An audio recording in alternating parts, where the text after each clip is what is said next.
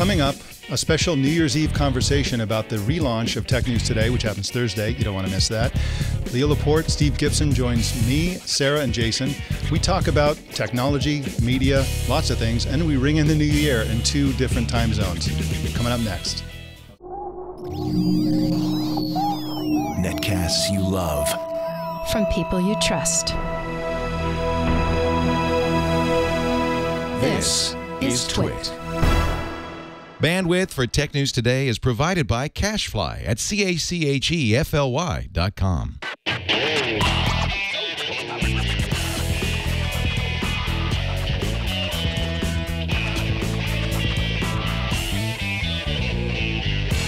You're watching, by the way, if you just tuned in, this is not TNT exactly.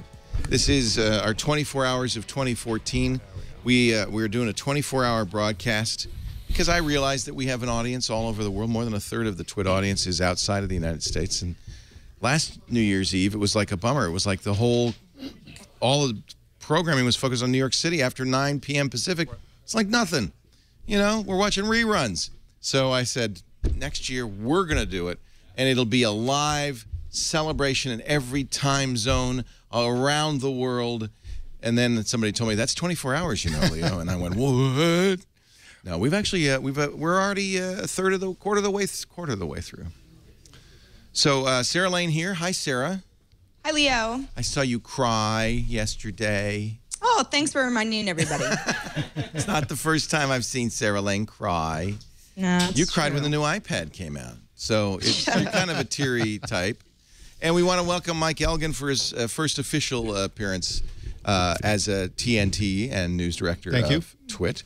Yesterday, as I'm sure all of you watched TNT, and we said goodbye to Ayaz and Tom, and that was a sad moment, but I'm excited about what's coming for 2014.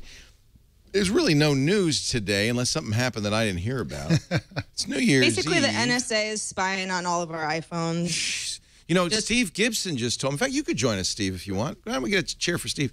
And I hadn't been really paying attention during the holiday season, but that the NSA paid RSA $10 million. RSA, was it Revist?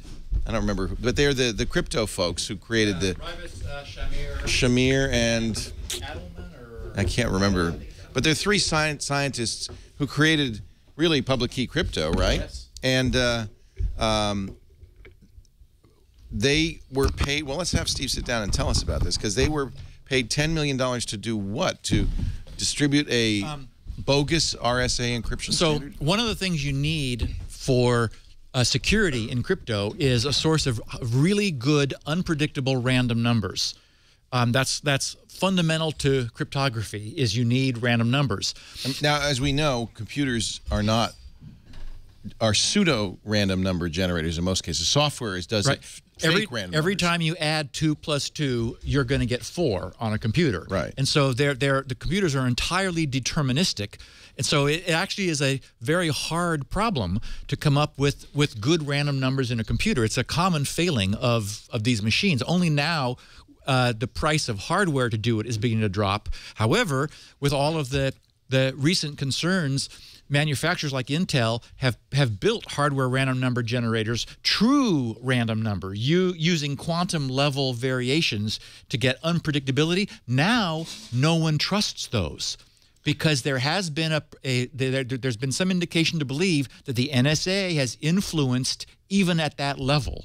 So, but one of the things we now believe, as we talked about on Security Now, the RSA was the producer of a major standard package called BSafe, which is an industry-wide sort of universal set of cryptography functions available across languages, C, Java, everything. In there were 4 different random number generators, or I should say pseudo-random number generators, because they just used software. And we became suspicious of the 4th one because of the nature of the way it operated, sort of, where it came from, how was it influenced in its design. And on the podcast, we talked about how it made no sense at all that RSA chose as the default the worst of the three, or the worst of the four. It was slower than any of the others, and we really weren't sure that its quality was as high as it was possible to produce. Was this the one from NIST, from the National Institute of Standards and Technology? Yes. And we learned from the Snowden leaks that NIST was influenced in the creation of this RNG. Yes. And so the news that dropped a couple of weeks ago was, and this it was Reuters reported it, and it's since been substantiated. So this is not one of the Snowden leaks. Reuters got this from somewhere, Right. some other spot. Yes. All right. The Snowden leaks reference was part of vague ideas in the Snowden revelations that the NSA was doing this kind of thing generally. Right. But the sources for this particular thing were Reuters. The important point is that the law enforcement is very worried about the darknet, about more and more communications being invisible to them because of strong crypto. Right. And so there's a couple of ways to assault that. One is the most difficult way, which is to create algorithms that can assault strong crypto and faster computers. But because of the nature of strong crypto, that is not a very fruitful avenue. As Bruce Schneier said, trust the math. Right. The math works. Yeah, and you get a large enough key, a 2048-bit key or bigger, there isn't anything that can solve that in a reasonable amount of time. And we know that for a fact, right? Well, yes. We don't know absolutely what the NSA has down in its, sub-basement. But no one believes they have quantum technology. But that yet. may be a moot discussion anyway, because it turns out the NSA, presumably or allegedly, has also used the easier path, which is to subvert the algorithms underlying this encryption. And what was so disturbing was, what we learned was RSA was paid $10 million to choose that fourth That's worst. extremely disturbing. It's very disturbing. Because the RSA is not a governmental agency. It's a private enterprise that was trusted as the innovators of crypto for so long. Now, Steve, what did you think of their non-denial denial? Oh, it was the most mealy-mouthed wording. And, they didn't deny. They did produce a statement where they just essentially asserted Here, I'll read it. our intention. RSA always acts in the best interests of its customers, and under no circumstances does RSA design or enable any back doors in our products. That's not what's been alleged, by the way. Correct. Decisions about the features and functionality of RSA products are our own. So it is a non-denial denial because they didn't address specifically the allegation. They didn't say, we did not do that. And it doesn't have to do with backdoors. It has to do with making a functionally weak encryption product. And so the idea would be if the NSA has special knowledge about the exact nature of the way the random numbers are not random, then that gives them an edge that would allow them to decrypt traffic. It's essentially unencrypted encryption. And see, the argument is that it might not only be the NSA who has this edge. That is, anything the NSA can do, other people can do too. Yeah. So when you weaken crypto for a specific purpose, you weaken it globally. You weaken it for all purposes. Right. Yep. Is it possible the NSA, as some said, was misled? I think that the NSA is full of very smart people. And we told these very smart people we wanted absolute protection against an asymmetric enemy, against people who were trying to attack the country. And essentially, we gave them an unlimited budget and insufficient oversight because Congress isn't as smart as the NSA in this area. And so the NSA did what we asked them to do. We said we want essentially total surveillance without explicitly asking for it. We want the results of total surveillance, and the only way to get that is total surveillance. Just to crystallize what we've asked them to do, we've asked them to do pre-crime. As in Minority Report, we've asked them to stop crimes before they happen, to come in, for Tom Cruise to come analyze patterns, rappelling down and jump on the guy right as he's about to plunge the knife into whatever. That's what they do. That's what this is all about. And in order to do that, you have to do some crazy, creepy, probably unconstitutional things. Over-collection. Yes. What we don't know is if it's unconstitutional. Federal courts ruled both ways. Both ways last week over the universal collection of American phone records, which some would say, well, that's patently unconstitutional because, A, the NSA doesn't have the mandate to collect information about Americans, and B, this is blanket. This is everything, regardless of whether there's Although a crime the or a earlier warrant. decision said that we have no expectation of privacies in the collection of business records by, for example, telco suppliers. So it's like when the NSA got the records from Verizon, the argument is these are Verizon's business records. They know, and so we why have no shouldn't the NSA expectation know? of privacy Right. in business records. Right. Anyway, that's about the only story I can think of. Well, it's a big story. Well, and what Sarah was talking about was a story that just broke like yesterday, and I was with you, but there was something about them having complete access to iPhone operation. Yeah, there's a new... Sarah's packing, but if we can, when we get her back, we'll ask her about that. Go ahead, Mike. Right? Yeah, there's the general trend of these revelations is that every week, every few days, there's another. You realize the thing that they weren't hacking. Yeah, they're hacking that too.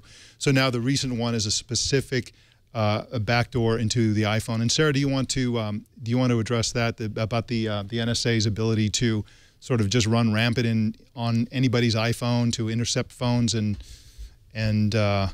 yeah, sorry, I wasn't actually packing. I was trying to get onto IRC. I can't. Oh, don't worry about it. It's down right anymore. now. Yeah, I'm sorry. It's down temporarily. It's the NSA, I know. It is, oh, well, now I know. It is somebody, but we don't know who. The NSA is in there. Nobody say anything. No, what the big question now, and Steve, maybe I'm sure you have some insight about this, is, okay, well, what's going on here? Is the NSA actually getting a hold of physical iPhones, let's say, or Apple products, figuring out how to install something that can spy on people through the camera or other means, be able to access their contacts, and then sending them to the customers who ordered the iPhones in the first place? That's freaking scary. Or is Apple working with the NSA and it's just been really good about keeping that under wraps? If it's the latter, that's completely unforgivable and completely scary. And, I mean, I don't want to say everybody panic, but that's kind of the worst case scenario. So this is part of the ANT project that the NSA is running, to give it access to contents of cell phones. And there was a story with some details last week that talked about how it was possible to turn cameras on without the light going on next to it, because it turns out on a computer, it's a function of the way the systems are designed. We've got, our computers are essentially computers within computers. And so there isn't a simple wire from the circuit that runs the camera to that powers the LED. It's all it's like levels of microcode. Yeah. And so if you can go in and change the relationship between the camera and the light, it turns out you can. Yeah. Then you can suppress the light. We were talking about that 2 years ago. And that's why when you said tape it all up. Hey, let's take a break. We are doing a little kind of informal TNT, and I want to talk a little bit with Mike Elgin and Sarah Lane about what TNT is going to look like in the future. But we're about to head to New Year in Nepal. Have you ever been to Nepal, Sarah Lane? No, I No, haven't. neither have I. I can't wait. Rob is on the line. Rob, are you in Kathmandu? Where are you? Yes, I'm in the Kathmandu Valley, actually, in a smaller village just south of the big city, at least. How exciting. And what brings you there? Well, we're here for missions work, actually. That's great. That's great. And whose mission? It's actually a Christian mission. We're Baptist, and it's religious work. Yeah. Well, that's great. I'm glad you're there, and I'm glad you could spend New Year's with me. What are your plans for 1 minute and 43 seconds away, 2014? Nothing special. The whole family's actually in bed already. Well, I'm glad you stayed up late to join us and help us in the countdown. Mike, you weren't here earlier, but you see behind me, each of those signs represents a countdown in some portion of the world. We've counted down to New Year's Eve in Sydney, Australia, and actually all across Australia and Hong Kong and Japan, and we're about to do Nepal. Do you have a pot you can bang, Rob, or any noisemaker? Probably you don't want to count down in Nepali or something. Yeah. What do you want here? Do you speak Nepali? I do. Of course, I'm a foreigner, so I'm sure I have a terrible accent and sound terrible. But we won't know. We won't know. How long have you been there? We've been here for 3 years. I have 2 sons. One of them was born here, actually. That's great. That's great. And how long do you think you'll stay? As long as we can. That's great. Well, 45 seconds away. Have you been out? You're going to make me do this? I shook my head, I but hope there's a big towel somewhere. I'm leaving. Yes, you can blow the horn. Lisa Kensel has showed up in her special party hat. Better give me a towel, because these things explode. And Rob is going to count us down in Nepali. I'll tell you when it's 10 seconds left. Okay. And all right. Come here, Lisa. You're going to blow the horn. Well, because you're going to deflect when this. You see Steve moving. All right. Ready? I was already here for an earlier one. Nepali. 5, 7, 6, 5, 4, 3, 2, 1. Happy New Year. Happy New Year. Happy New Year. Jason, for the first time, playing what we will hear so many times over and over again, Guy Lombardo and his Flying Dutchman. And stand back, because I'm about to blow. Happy New Year! There we go. That's the way to catch a champagne. We bought 27 bottles of this cheap crap, and who knew? Wow. When Cook's champagne goes, it glows. I tell you. This episode brought to you by Cheap Crap Champagne. They're not a sponsor, are they? I hope not. Hey, Rob, thank you so much Not for anymore. sharing your New Year's Eve with us. Welcome into 2014, and I hope you have a wonderful, prosperous, and joyous New Year with your family in Nepal and the Kathmandu Valley. It's great to talk to you. Thanks for having me on. It's an honor to see you all there and be on here with you. God bless you. Take Thank care. you. Take All right. care. Take care. Bye-bye. Wow, that's fun. You know, the whole idea here was, we know that so many of our audience members are outside the U.S., all around the world. Why not talk to each of them? Yeah. And we only have 17 left. 17 left. Actually, you saw that one was at the hour. That's what's so weird, is the time zones are all over the Yeah, place. you know, and I should just warn you, the next There's another one one. is in 13 minutes. We're going to India in 13 minutes. Get another bottle of Cook's. We're not drinking this. We're just popping it. We're offering it. Yeah, anybody who wants, please. Someone's going to drink it, right? Oh, well, I don't know. We have like 7 Magnums already opened. Notice I'm not. I've got to keep going here. Anybody want any champagne, please? Oh, look. Don't give any to Taylor. Don't give any to Taylor. No. Are you 21 yet? Yes. All right. Well, I guess if he insists. Now, this was from Der Spiegel, this revelation about the iPhone dropout Jeep. Yep. Is this not, or is it Snowden material? Because it is a slide from top secret slide from the NSA. Yeah, it's definitely leaked. Well, Der Spiegel's one of the journals that's been leaking this stuff. Yes. remember the very early revelations were leaked PowerPoint slides, and this is another internal document. And like many of these documents, it looks incredibly amateur hour, cheesy, Hokey. poorly. That's how we know it's real. Yeah, that's how we know it's real. Yeah. Because that's one thing they're not and good laced at. with jargon, you know, military acronyms. Dropout Jeep is a straight, bizarre-based software implant for the Apple iPhone operating system and uses the chimney pool framework. These guys are I'm not kidding. These guys are very, very creative in their nomenclature. I wonder how Jeep feels about this. Yeah. It's compliant with the Free Flow project, therefore it's supported in the Turbulence architecture. Which is, you know, That sounds made up to comes me. in handy. Do you believe, let me ask you as a group, do you believe every slide we've seen is real? Or do you think that some of it's real, some of it's not, or none of it's real?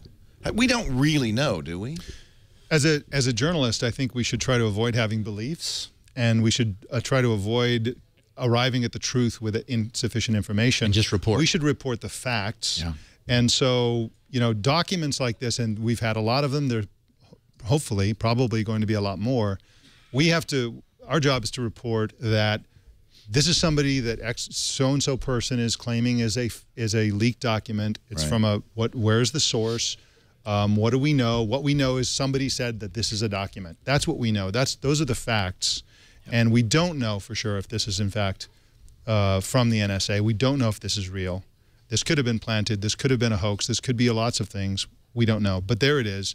It's roughly consistent with the kinds of things we've seen recently, and that's a relevant fact.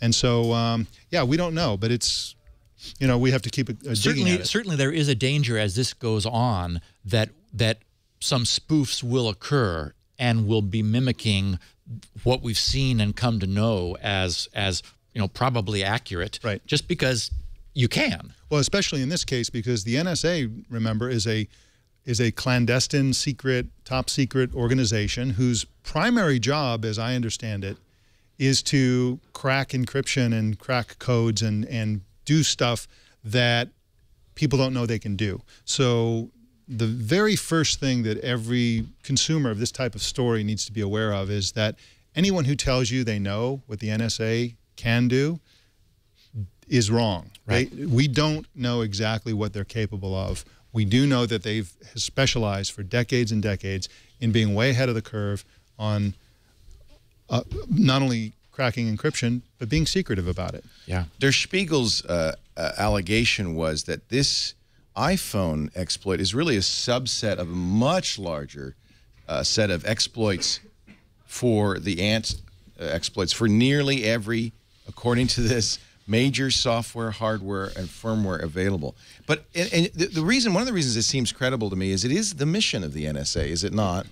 And I think you could make a strong case that they're doing a very good job of making sure that bad guys, particularly terrorists, cannot use technology to hide, to cloak themselves. There should be a larger conversation about what they do and whether, who's got oversight and so forth. Well, but this is their mission. And for so long, we've talked about hackers being able to do exactly the same thing. Right. So here we have a group of people every bit as smart as the smartest hacker with as much budget as they need.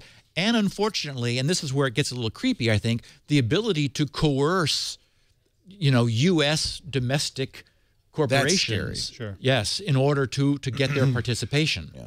Although I would agree that, or I would argue, I guess, that RSA may not have understood. There have been denials from employees saying, we didn't knowingly comply, but that $10 million was 1/3 of RSA's revenue for the year. Right. So that was a substantial amount of money back then. Yeah. Reuters claims 2 separate sources, which is typically a good journalistic standard for this kind of stuff. But yeah, and the other, the other thing is that if you compare the NSA with, say, your local police department, okay, this is the police departments everywhere are tasked with solving crimes, with preventing, social problems, and solving miscellaneous issues that can be solved with a person with a gun and so on. And if they were left completely unsupervised to do anything they wanted to do, they would, in a well-meaning way, they would trample all kinds of. That's why we have all kinds of checks and balances. They need a warrant. There's Miranda rights. There's a whole bunch of things. Defense attorneys who are standing up for the rights of people who are not yet convicted. And these are local people who have nothing more than a squad car and a gun, and we have all these protections. Now you go to the NSA. The NSA is capable of observing all kinds of communication in business, in government. You didn't mention government. They can, they know what the president is saying. They know what Congress is saying. It's really scary what they could do if they were malicious. Now, again, I don't believe that they're necessarily malicious. They're patriots. And they're doing their job, but they're doing their job without oversight and without the consideration of other consequences, specifically the business environment in Silicon Valley. What are these revelations doing? Like you talked to Leo about the constitutional issues. That only protects Americans. The rest of the world's going, well, what about us? You guys are having this nice conversation about the Constitution. Nobody's saying, well, is it okay to read the German we had a chancellors? long and I thought a very fruitful debate on This Week in Google about this topic and about whether does the United States have any duty to foreign nationals to protect their rights? Or but there again, they might have an ethical, but do they have a real duty? And domestic commercial organizations like Microsoft and Google are saying that this has really put a chill in their international business. Look at this ANT toolkit. Deity Bounce is an ANT product that provides software application persistence on Dell PowerEdge servers by exploiting motherboard BIOS. Oh, my Lord. And using SSM. This is Iron Chef, provides access persistence. Persistence is the key word. They can't get rid of this. Yes. To target systems by exploiting motherboard BIOS and using SSM. Who comes up with these names? Feed Trough, a persistence technique. I don't know. They're very creative. For 2 software implants, Banana Glee and Zesty Leak used against Jupyter firewalls. Gourmet Trough, a user-configurable persistence implant for certain Juniper firewalls. I mean, these are all persistent, so they cannot be removed. Well, and Juniper routers are everywhere. big iron internet routers. Yeah, so this is core internet infrastructure infiltration. Ironically, here's Hallex Water, which is installed on Huawei firewalls. The Huawei, of course, the company owned by the Chinese military that our Congress said don't use Huawei hardware in the United States. We can't trust it. Yep. There's several reasons why you might not be able to trust it. Jet Plow, Cisco Pix implants. These are all persistent. Souffle Trough. They must have an automatic generator. Headwater. I bet they do. Huawei routers. Choose one word from column A and one word School from column Montana. B. There's too many to have to make up ones.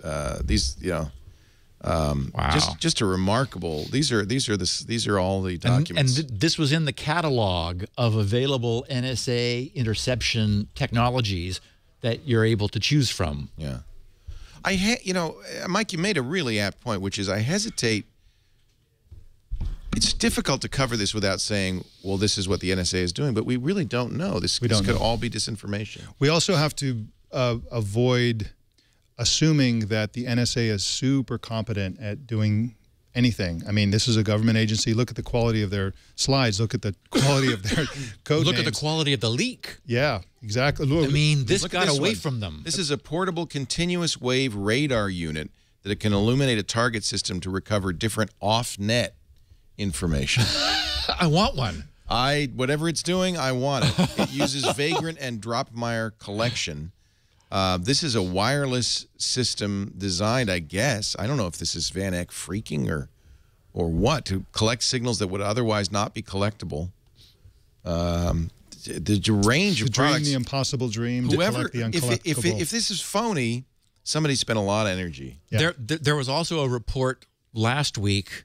I'm forgetting which week I'm in right now, but it was last week. An ex-NSA staffer who wrote a lot of the internet interception technology was quoted saying, "There's too much information. That the NSA themselves are receiving so much that it's now hampering their ability to find the signal in the noise because there is just too much noise." Right. That's right. Nightstand, a wireless exploitation injection tool. If you don't have access to the perpetrator's wired network, you take along this x86 laptop running Linux Fedora Core 3. You can attack Windows 2000, Windows XP, running Internet Explorer 5 and 6. This is an older tool, obviously. Maybe I will have to upgrade to 7. An injection packet that can target one client or multiple targets on a wireless network. Attack is undetectable by the user. I think they've really, if this is real stuff, they've surpassed what hackers can do. Yeah. They have an unlimited budget. And smart people. I mean, again, we have to assume that they're doing everything possible. If it's possible, then why would they not do it? They're always going to exceed hackers too, because if a hacker is able to do something they can't do, they'll hire that hacker and pay him a fortune to work for the NSA, and they do that all the time. They have quite a staff. And speaking of their staff, scroll on. This is a huge catalog. Irate Monk. Irate Monk provides software application persistence on desktop and laptop computers by implanting the hard drive firmware to gain access through the master boot record, substituting a master boot record. The other thing that would be very difficult. That would work. And difficult to, I mean, you could reflash your firmware. You would just never think to look there. You wouldn't think to do it. Right. You would rewrite the MBR, and this thing would come back out of the firmware. Exactly. You'd have to rewrite the firmware to get rid of it. How is this affecting your business, Steve? Are you scrambling, going back to the drawing board to protect against? I mean, do you have just decades of work ahead of you to sort of protect against these kinds of things? I don't think you can protect against this. It's so varied. The only thing, well, I mean, we're seeing a reaction now in the industry. Yeah. I mean, like, secure chat systems are just exploding onto the scene. Which is great. And we knew this was we knew this was what was going to happen when Leo and I first started covering this. You know, we said on Security Now, there will be a reaction. It's like we were not concerned enough before relative to this. And so now there's no lack of concern and awareness that this is actually real. Do we have somebody in India to join us for 30 seconds to No, we don't. 2014 in India? That's We can stay surprising. dry. But it's important to know. 1 point something billion people. And I want to point out this is not the new format for TNT. In fact, let's talk a little bit about Mike. Mike Elgin is joining us as news director at TWiT. He will be in studio with us. He is at least temporarily ended his peripatetic ways. And actually, you've got a house in Petaluma, which makes me very happy. Cool. Me too. 12, 11, 10, 9, 8. We're counting down. 7, 6, 5. Get the balloons ready. 4, I'm not doing the champagne. 3, 2. Happy New Year, Happy New India!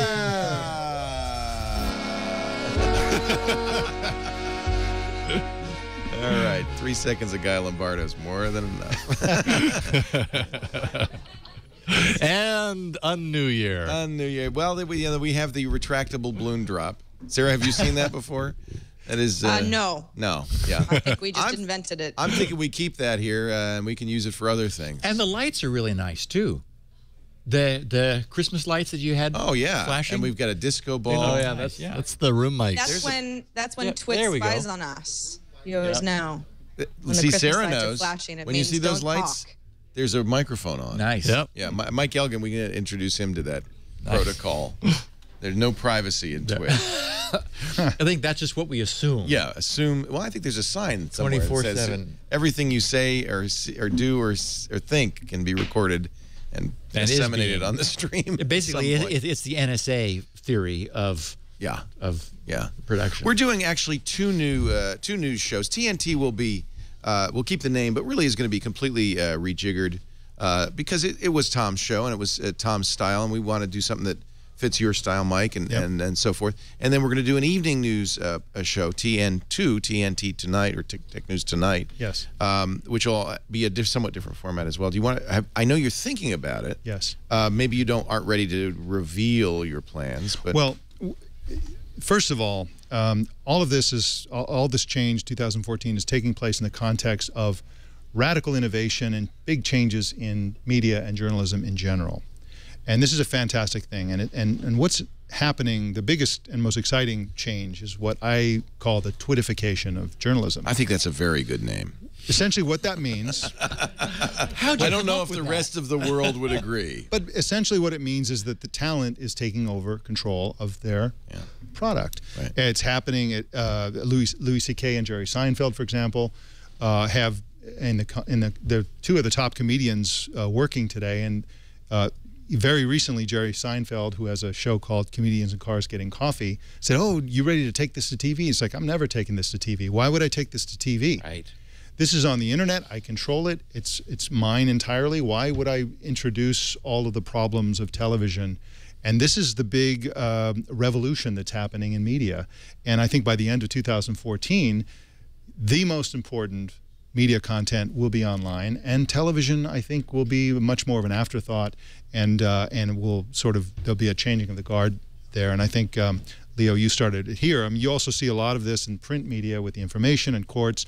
Walt Mossberg and Kara Swisher are abandoning, in the case of Walt Mossberg, Wall Street Journal, and also All Things D. Wow. And they're striking out. Jessica Lesson did the same thing with a paywall. Exactly, and they're creating their own thing. So there's a lot of the Katie Couric and David Pogue moving to Yahoo. These are big, mainstream people who have rejected the mainstream. So in the context of all of that innovation, we want to stay ahead. TWiT was ahead of all of this movement. We want to stay ahead of the next movement. I feel like it is a constantly moving target. It is. We need to keep up. Absolutely. And there are all kinds of different shows on TWiT. We're doing the news programs, and so we're much more journalisty, and that's a good thing. And one of the great things that I've seen in the wake of the NSA revelations and some of the other things is a general disgust with the low quality of journalism and reporting. Particularly tech journalism. Yes. Yeah. And, but we saw it in 60 Minutes, but in tech journalism, the problem is this sort of Silicon Valley echo chamber kind of mentality about news and information. And so one of the things that we're going to be doing is we're going to be challenging that and essentially doing really good journalism. Bring We're it going to be back. reporting the facts, yes, Yeah. and we're going to be doing a lot of context and so on. But we're going to stay ahead of the curve in terms of innovation. We mentioned bringing in the chat room and social media much more into the conversation to collaborate with the audience on the creation and reporting of news. That's something TNT did so very well with the subreddits, with the chat. You guys, Sarah, were very interactive with your audience. And it's something I want to do and I know you do as well, Mike, even more, because I feel like the biggest problem we have, the one thing that still looks like mainstream media is this fourth wall that we have such a hard time breaking down. Well, and the IRC scroll is so valuable. You know, our IRC has been down for about an hour, and Sarah was driving crazy. It was driving me crazy. It's back now. Yeah, but not having that, I feel like we're talking to a vacuum. Yep. Yeah. And so that's a really important part of what we do. But I think I think what we're seeing with this New Year's countdown, talking two-way with our audience around the world, is more and more going to be an important part of what we do. And I want to figure out, and I challenge and I charge you all with figuring out how to do that in new and interesting. And it's a bit of a challenge because you have, traditional broadcasting is one to many, and people often talk about a model of many to many, but it doesn't scale very well. There's 30 or 40 of us here at TWIT. It's probably 10 million of you. Sure. How do we do many to many? How does that work? The other thing is I'm thrilled that you're doing a global New Year's Eve celebration. I think this that's is a big deal for us. Big deal because TNT, we're going to be trying to be much more global. We're not just reporting American tech news for Americans. I mean, I think that boundary doesn't make sense on the internet. I don't think TNT ever was doing that. Right, so I don't think we were American focused ever. I think TWIT. I think it's natural for all of us because we work and live in America. And Sarah, you're a global traveler, as Mike is. You spent a year outside of the United States recently, Sarah, just traveling the world. So I know you know better. But I think it's for people like me, it's very easy for us to inadvertently look through the filter of the United States and U.S. geography. I do it all. I know I do it all. I catch myself doing it all the time. When we were talking about that reprogrammable Stripe credit card, our listeners said, hey, what about chip and pin? Exactly. You guys are way behind the times in the U.S. Yeah. Right. And we're going to be counting on the audience to around the world to work with us on this. I mean, we want to find out if people in India, people in Bangladesh and Nepal and Pakistan and Saudi Arabia and China and all over the world, if they are turning to TWIT and TNT for their information, and if not, is it because they feel that local stories or local relevance is not being covered? I mean, but let me be clear. I'm not, Sarah and everybody else, saying that TNT was provincial or somehow U.S.-centric. I'm not saying that at all. You guys did a great job of bringing in people like Patrick Bejan, people from all around the world, and got comments from all around the world. I want to do more of that. That's all. And I think we need to be. This is a chance for us. We just had earlier. We had a guy on with the countdown from Osaka, and he said, "Are you going to have more news from Japan?" I said, "Yes, we are." He said, "I want to volunteer, so we're going to get you his name." I really think that having people all around we tried very early on TNT. It was Dane Golden's idea to do a beat check, around the world beat check, and we did do that for a little bit. So it's something I've always been aware of, and something we've always wanted to do better. And so it's not in any way a shot at anybody or any show. I just think we can do a better job, and will do a better job because while we are based in the U.S., I don't think Mike's going to be based here for very long. And the internet is not based on and the internet in the US. is not. And boy, it's kind of a shame how Americans really think of the internet as an American property, because it isn't. I think that one of the big changes in technology is going to be happening in China this year. I think China is ready to make the next transition in its technology culture from a manufacturing hub for the rest of the world, and also as a country that has a lot of cheap, no-name stuff. I mean, what are your top 3 favorite Chinese tech brands? Can anybody think of 3? Lenovo, and then what's the second one? So I think that's going to change this year. I think China is going to emerge, and China is going to be a country that has luxury brands. I realized that when we were at CES 2 years ago, or last year rather, and the Microsoft booth was gone. Across from Intel was Hisense, which I had never heard of, but is a Chinese television maker that wants to be the next Samsung. That's right. And I think you're absolutely right. And I think those brand names are going to emerge. And there's a psychological barrier with the external world, and also inside China. There's a Chinese wall, if you will, that separates China from the world. They're assumed to be insular, and to a very large extent, there's so much media within China covering tech. It's a safe topic politically within that country, so there's plenty of tech coverage, and you know. But I think that getting like really zeroing in on what's happening in China is going to be a big part of what's going to be happening in 2014. How about Google Plus, Hangouts, things like that? You want to use tools like that? I would love to, and in fact, you know, I don't know what the barriers are at this point, but I would love to stream TNT live as a Hangout on air every episode. No problem. Because it can spread virally within that network, and it also is, you know, also on YouTube. So I would love to do that kind of thing, and of course, you know, if you think about all the new sort of media tools that came online this last year, we're going to have a whole bunch more. We'd like to take advantage of those and, you know, be very experimental with that kind of broadcasting and interaction with the, you know, social interaction with the audience. Well, it's one of the nice things about the way Twit is set up is those kinds of experiments can be done. Yeah. I mean, you have, you know, you have a very flexible That's right. architecture here. We're seeing that. We're seeing that. It was a game show right here, you know, Minutes an hour ago. I won. Did you notice that? Yeah. Okay, just want to point that out. Yeah. Have you ever played Game of Geeks? You got 50 points for turning the video on. Are you bitter? No. You're a little bitter. No. You did a brilliant job. He's bitter. It was brilliant. So I like that idea of using YouTube Live and using G+. I think that we could totally do that. We're also going to keep. Are you going to keep the subreddit going? Oh yeah, Good. Absolutely. I don't see us. I mean, that's a fantastic resource. It's an engaged community, and I love those guys.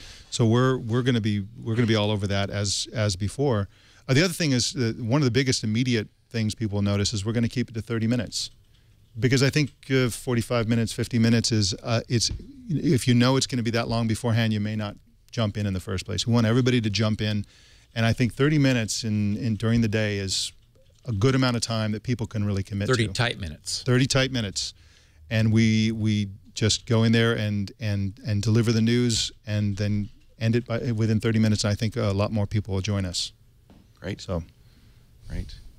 Sarah Lane, when are you moving? Well, I'm in the process of moving right now. I just went over to my new apartment, which is basically across the street and around the corner. Not even kidding. So you'd think, oh, maybe I could just, you know, wheel everything across 7th Street, but it doesn't really work that way. No, it really doesn't. So I still have to hire all the same movers and pay them the same price. They just don't drive very far. Oh, it's such a mess, as it always is. Sarah, are you going to go yell at the Apple and the Google buses because the rent is too damn high in San Francisco? I mean, you could argue I'm part of the problem, kind of. And you're not going to have a big glare from the sun coming in on your face during the show? Well, I guess it depends on where the desk goes. But honestly, you know, Leo, very nice of you to say that I'm moving up. It's just very different. It'll be fun. I'll give you guys a tour. I'll have internet, hopefully, and all my Cat 5 mumbo jumbo figured out by Saturday night. So maybe I'll do a Google Plus Hangout or something. Good luck. Jason's also moving on up, right? Like the Jeffersons. How do you mean? How living situation? Yeah, aren't you Jason Howell, who is still very much a part of TNT and will be, I think, maybe even more so in the future. Is this a secret? I don't want to divulge. No, it's not a secret. No, we're buying a house, first house. And we're kind of in the process of that. It's in Petaluma. Town of the it's in this town. I like that. Called Petaluma. I like that. Yeah, we Very love nice. Petaluma. We really enjoyed living here. Mike, great. you're going to love it.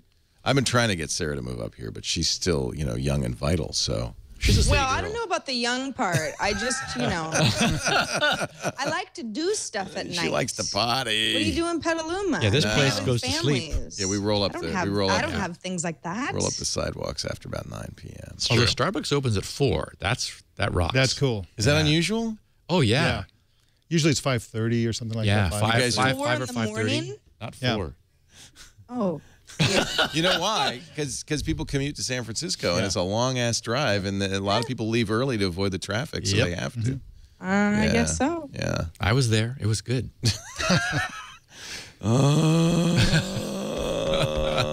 I've been up since 3. Anything else you guys want to say, or we already have exceeded your 30-minute? And when does this all begin? Thursday. Wow.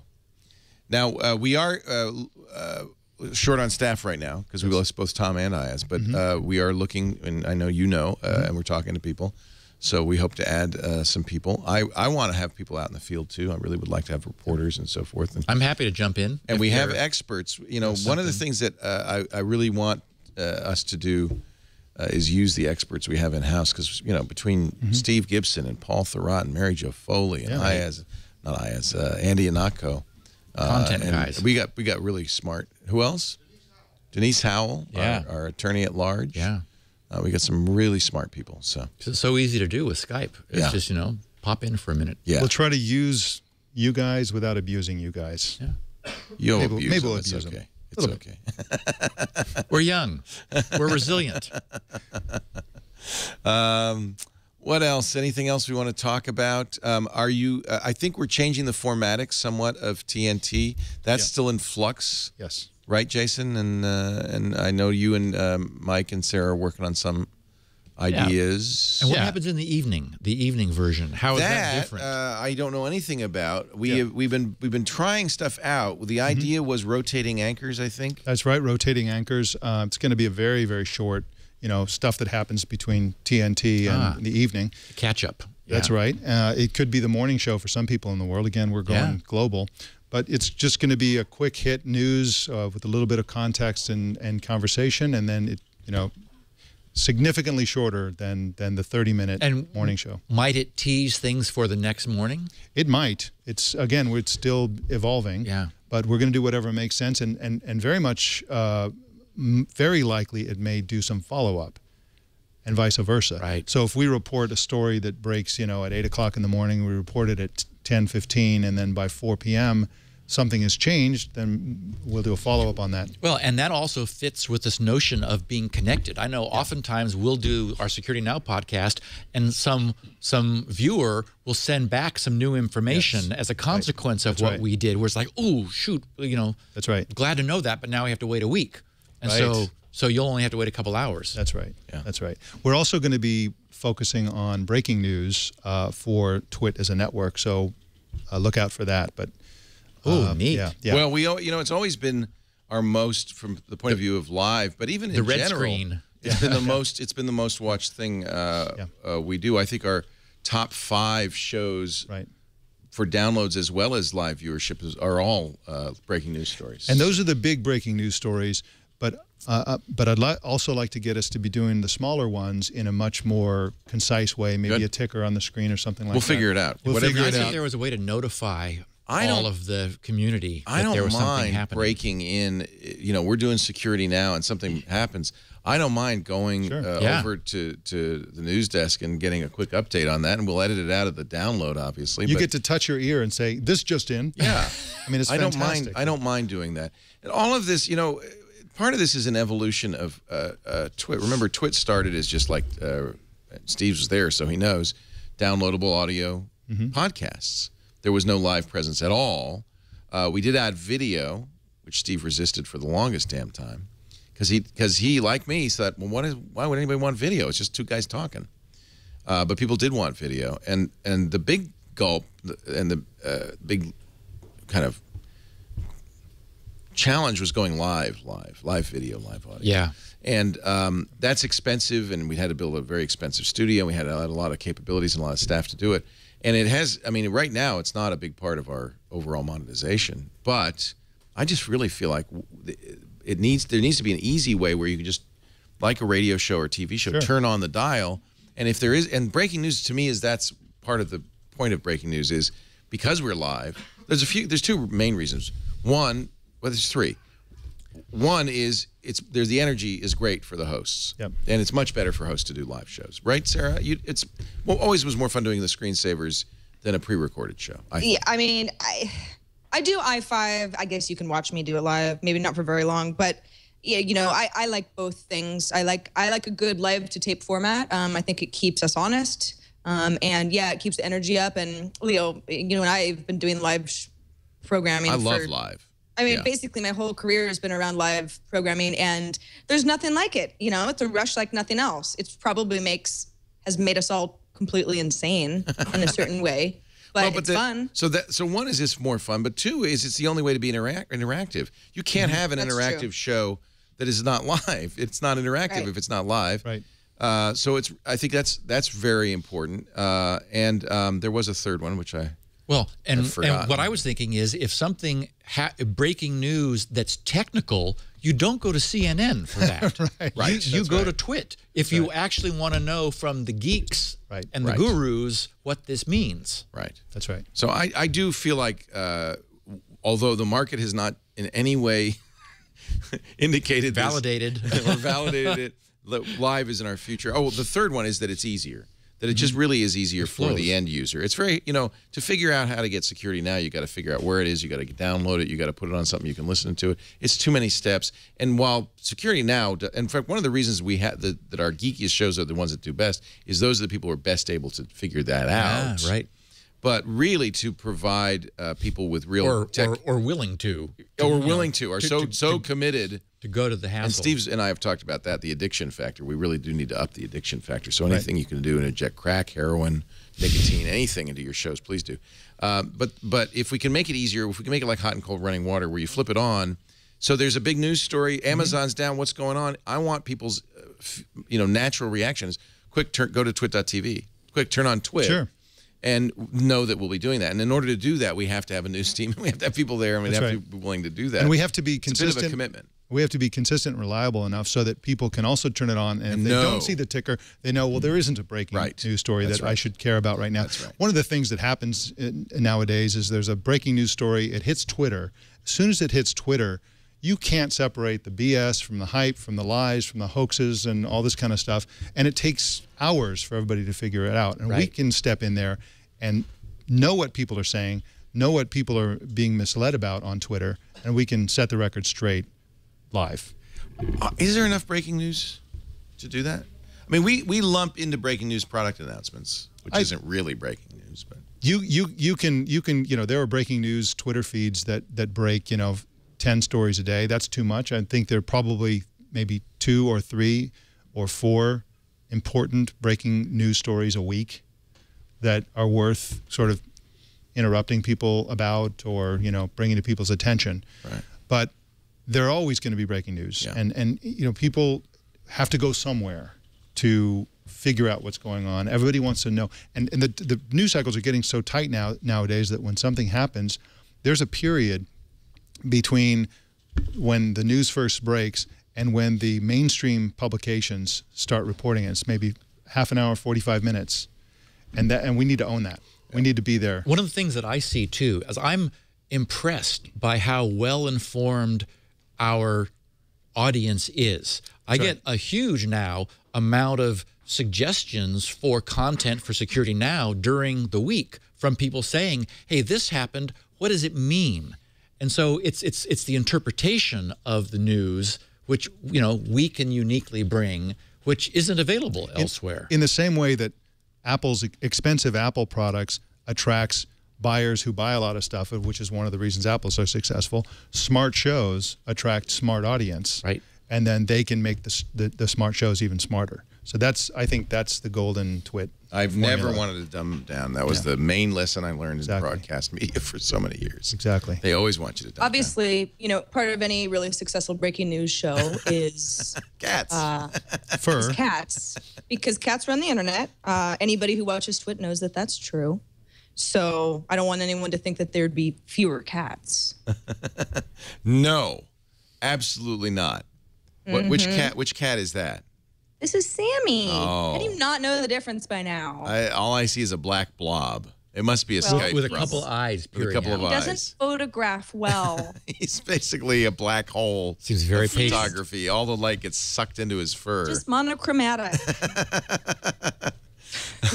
We do have, Steve Gibson, we have a smoosh box. I bought a smoosh box. I did too. Analog X's texting box. We could use that for breaking news. Because that's what I was thinking, is some way to notify the audience. If you want, Mike, we can set that up so that you can go to the TNT or the tech. Actually, we probably won't call it TNT page, but the Twit News page, and sign up for breaking news alerts via your smartphone. We could do that. Yeah. And I think that's the way. I would like to do that. So Do that. Go out via social media, and my dream certainly with Twitter and Google is a ticker. Even with we can do a ticker. Even when recorded programming is taking place, a ticker that doesn't. We can do go that, part of right, the tape. Jason? We have ticker capability. Yeah, I mean, committed to this on same capability that allows us to do this. You know how we're doing that? Do you know how we're doing that? No. It's a web page with a blue background. It is. Really? With a green background. Here, I could actually, let's see here. Yeah, there you go. There it is. That's how we do that. Whatever it takes, man. Coming up in 5 minutes, we're going to say Happy New Year in Tashkent, Russia, Pakistan, Tajikistan, and Turkmenistan. I'm not sure we have someone for this one. All the stands will celebrate. Is there Uzbekistan? And then right after that, Uzbekistan. They have their own time zone. And right after that, we are going to get ready for Mac Break Weekly, because we are actually hewing to our normal broadcast schedule for reasons I don't fully understand. Thank you very much. Mike, I'm really glad you're here. Thank you. Welcome to the team. Happy New Year to I you. couldn't be happier about that. Steve, always a beloved member of the team. The second podcast we did, and Steve and I made a blood pact yesterday to never stop doing Security Now until one or both of us are dead. And Sarah Lane, I offer you the same deal. Just stick out your finger and I'll prick it now. No. Ouch. Ouch. The limits of live television. Sarah Lane, of course, also hosts iPad Today. We're going to do a show Thursday, right? Yes. Yeah, we're doing a show Thursday. Yep. Just show up. I'll bring the noise. You bring the funk. Bringing the funk since I think 1984. Jason's supposed to bring the funk. I can do that. I'll bring my bass in. Jason Howell, also really, really great to have you as part of the team here. Thank you. Jason also hosts All About Android. That's Sarah right, Lane later also tonight. hosts, you're going to do All About Android tonight? Yeah, it's a normal Tuesday Holy for me. moly. Tuesdays are normally my 12-hour day, so it was like, what is my shift What's going the big to be? deal? It's going 12 to be hours. Yeah, It's exactly. your normal shift. Why, if Jason can do it, I can do it twice as long. That's right. You're joining us on All About Android, I am. right? I have to be on all the shows. All right, That's kind of part of the deal. Because I don't want anybody to think I'm going in the back and taking a nap.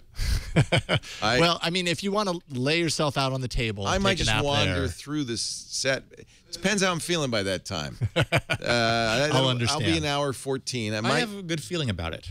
I think you're going to be on your feet and cranking. It's because of the slippers. Slippers are what's making it all possible. And I will be on NSFW. Excellent. The show that I've avoided all this time so I didn't have to cancel it. Taylor You may Karras only is want to happy. rest your voice from time to time so that the I'm voice gonna rest lasts. my Yeah. voice. Sarah Lane, i5 for the iPhone, iPad Today, the Social Hour, and soon, we really want to look at doing a new show with Sarah Lane, which we are thinking about. Cogitating. Yeah, you already told everybody about it in chat yesterday. I saw that. Yeah, but that's different. Chat's different from the real thing. Chat's Is not on it? the air. Twizzle this week in We Sarah want Lane. to do a show for cord cutters, so we're going to work on that. Because, you know, I'm a cord cutter. I have You're an the opinion. actual. You saw me say that. You're actually the only one here. I have cable TV, but you're a cord cutter. You've cut that cord right through. So. Yep.